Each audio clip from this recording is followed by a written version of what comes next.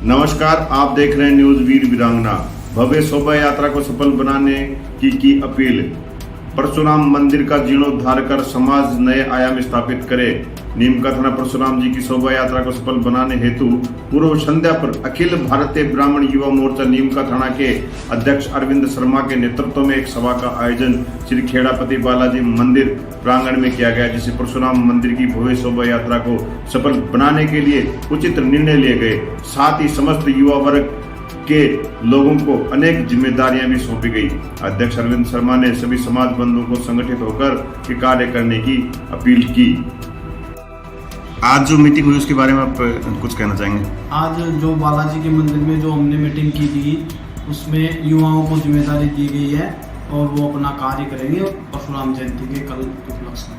तो इसमें पूरा संगठन आपका साथ रहेगा? हाँ, संगठन तन मन धन से साथ रहेगा। युवा के पास धन नहीं है, तन मन धन तीनों बोले जाते हैं, तीनों के साथ हम साथ। आपकी तरफ से विशेष कोई प्रोग्राम भी? विशेष प्रोग्राम मार्केट में रो अब्जा का प्रोग्राम युवा संगठन की तरफ से होगा कल। और समाज के बारे में कुछ कहना चाहेंगे? जय परशुराम। अरविंद शर्मा के नेतृत्व में एक सभा का आयोजन श्री खेड़ापति मंदिर प्रांगण में किया गया, जिसे परशुराम जी की भव्य शोभा यात्रा को सफल बनाने के लिए उचित निर्णय लिए। एक साथ ही समस्त युवा वर्ग के लोगों को अनेक जिम्मेदारियां भी सौंपी गई।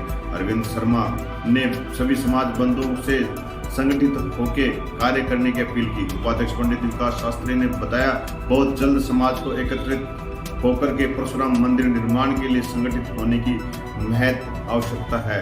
दूसरी तरफ नीमका थाना ब्राह्मण हॉस्टल का जो आज एक खंडर अवस्था में पड़ा हुआ है, उसको पूरी तरह से जीर्णोद्धार करने की आवश्यकता है। साथ ही समाज के बंधुओं ने इसे अपना तन मन धन से सहयोग प्रदान कर भगवान परशुराम के मंदिर का जीर्णोद्धार करना चाहिए। इस मौके पर पंडित शुभकरण जोशी, श्रीधर शर्मा, अश्विनी भारद्वाज, डोकन मनोज शर्मा सहित अनेक लोग मौजूद रहे। हम आपसे पूछना चाह रहे थे, नीमका थाना के समाज के लोग ये कहना चाह रहे हैं, कल भी मेरी मुलाकात पूर्णमल शर्मा से व कौशलदत्त शर्मा जो इस परशुराम जयंती के संयोजक हैं, उन दोनों से मुलाकात हुई। उन्होंने बताया कि परशुराम मंदिर और परशुराम हॉस्टल बनाएंगे, लेकिन उनका कहना है कि समाज के कुछ लोग इसकी टांग खिंचाई करते हैं, इस वजह से ये परशुराम मंदिर नहीं बन रहा है। इसका क्या कारण है? कौन लोग हैं जो टांग खिंचाई करना चाह रहे हैं? इसी के बारे में अगर अपन बात की जाए, सबसे पहले तो मेरा जो अपना विचार है वो मैं आपसे ये बता देना चाहता हूँ कि हॉस्टल की तो बात की जाएगी, क्योंकि जब तक हमारे आराध्य देव भगवान परशुराम जी की छत नहीं होगी तब तक हम अपनी छत की बात नहीं कर सकते। सबसे पहले आराध्य देव जो भगवान परशुराम जी हैं उनका मंदिर नहीं बनने दिया जा रहा।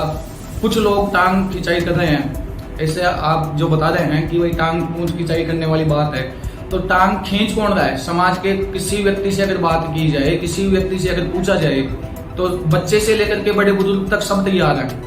हॉस्टल बनाने के लिए वो तैयार है, मंदिर बनाने के लिए तैयार है, तो फिर बीच के अंदर अवरुद्ध कौन कर रहा है, बाधाएं उत्पन्न कौन कर रहा है, मैं ये जानना चाहता हूँ। और अगर बाधाएं उत्पन्न नहीं है तो अब तक इन चीजों का निर्माण क्यों नहीं हुआ? इस चीज के लिए ये काफी बड़ा प्रश्नवाचक चिन्ह हमारे ब्राह्मण समाज के लिए। जहां कहीं भी हम चंदे के लिए जाते हैं, जहां कहीं भी हम समाज की बात करते हैं, वहां पे इस मामले में सबसे पहले हमारे से ये पूछा जाता है। आज जैसे सुबह बात चल रही थी कुछ लोगों के बीच में कि कल की शोभा यात्रा निकाली जाएगी, कहां से कहां तक निकाली जाएगी, तो जब हमने कहा कि बालाजी मंदिर से निकाल करके श्याम मंदिर के पास में स्थित हमारा जो परशुराम जी का मंदिर है वहां निकाली जाएगी, तो साहब वहां पे परशुराम जी का मंदिर कहाँ है? ये भी एक बड़ी अतिशयोक्ति है अपने लिए। तो परशुराम जी के मंदिर को निर्माण को लेकर के जब सभी तरह से सहमति हैं, कोई उसमें अवरुद्ध नहीं है, तो फिर वो टांग पहुंच खींचने वाले हैं कौन? मैं ये पूछना चाहता हूँ। ये प्रश्न तो मेरा है आपसे। आप समाज के भविष्य हैं, ब्राह्मण समाज के, और आपके ही पूर्वज जो हमारे से बड़े हैं और इस नीमका थाना जो परशुराम जयंती के संयोजक भी है, उनका कहना है कि समाज के कुछ लोग आपस में टांग खिंचाई करते हैं। तो वो तो आप ही बता सकते हैं कि कौन टांग खिंचाई करता है। नहीं, जैसे समाज की अगर बात की जाए कि समाज के लोग मतलब टांग खिंचाई कर रहे हैं, हॉस्टल नहीं बनने दे रहे वो, या फिर मंदिर नहीं बनने दे रहे, उस चीज में तो टांग खिंचाई कर रहे हैं, तो उसके लिए वो हैं कौन लोग? उनका नाम मतलब या तो ओपन किया जाए कि भाई वो लोग हैं, अमुक व्यक्ति हैं जो मतलब ये बनाना नहीं चाह रहे, जबकि हमारे से जो लोगों की बातचीत होती है, वार्तालाप होती है, जब भी कहीं, एक बार आपको याद होगा कि यहाँ पे शोभा यात्रा आई थी, परशुराम जी की यात्रा निकाली गई थी, उसके अंदर भी हमारे नीमका थाना के ब्राह्मण समाज के प्रतिष्ठित लोगों के द्वारा उनसे ये वादा किया गया था कि 1 साल के अंदर परशुराम मंदिर का भव्य मंदिर का निर्माण किया जाएगा। लेकिन आज स्थिति वो जस की तस है। आखिर ऐसा क्यों हो रहा है? इसके लिए बड़ी गहनता से विचार करने की और बड़ी गहराई से सोच करके मैं तो ये चाह रहा हूँ कि ये परशुराम जी की जो भव्य शोभा यात्रा है, इसको निकालने के बाद में एक कमेटी आयोजित की जाए कुछ लोगों की, और उस कमेटी का एक दायित्व किसी व्यक्ति को दे करके उसके साथ में सभी लोग तन मन धन से मिल करके साथ दे करके सबसे पहला जो काम है वो अपने आराध्य देव भगवान श्री परशुराम जी का मंदिर निर्माण होना चाहिए। उसके बाद में हॉस्टल निर्माण अपना दूसरा ध्येय होगा। नहीं, अभी जैसे कुछ साल पहले ब्राह्मण समाज की एक मीटिंग आयोजित हुई थी, उसमें जयप्रकाश जी लोढ़ा को अध्यक्ष बनाया गया था। जयप्रकाश जी लोढ़ा जब से नीमका थाना ब्राह्मण समाज के अध्यक्ष बने हैं, तब से नीमका थाना ब्राह्मण समाज दिनों दिन नीचे गिरता जा रहा है। ऐसा क्या कारण है? ऐसा किसी में वो है नहीं, लेकिन ये बातें भी, आपका ये प्रश्न भी ठीक है, क्योंकि जैसे समाज के अध्यक्ष पद की जिम्मेदारी जो थी वो जयप्रकाश जी लोढ़ा जी को दी गई। उसके कुछ ही दिनों बाद में बोर्ड विप्र समिति ने फिर से नया अध्यक्ष अपना बना लिया, नरेश जी शर्मा को दायित्व दिया गया। ठीक है, तो ऐसा क्यों हो रहा है? सभी, जबकि ये बात हुई थी कि सभी संगठित होकर के सारा विप्र परिषद के अंतर्गत उसी बैनर तले कार्य करेंगे। ये तो आपके समाज के लोग ही बता सकते हैं कि ऐसा क्यों हुआ।